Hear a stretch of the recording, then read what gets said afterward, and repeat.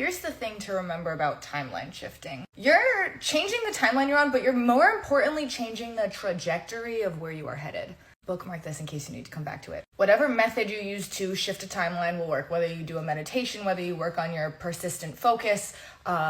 If you have a different method, great. But I think something that gets overlooked a lot is that we're in a new timeline. So when you regurgitate the old timeline, and when you talk about things that were happening in your previous timeline, you're bringing elements of that back in. And that's a strong vibrational frequency that you already hold with that other timeline, so you have alignment pretty easily with a pre-existing timeline. So when you shift a timeline, consciously, it's important to remember to not just constantly regurgitate where you were before, where you were yesterday, where you were last week. It's about being a new version of you. It's about assuming a new state of being. It's about being an updated version of yourself. And the updated version of yourself, this new state of being, isn't concerned with what happened in the past, because their past might not necessarily even be the same past that you have already experienced, which gets really weird and really meta, and I'm not going to dive into that right now, but just take my word for it. So be mindful where you dwell. Be mindful what you are ushering in. Be mindful where your trajectory is.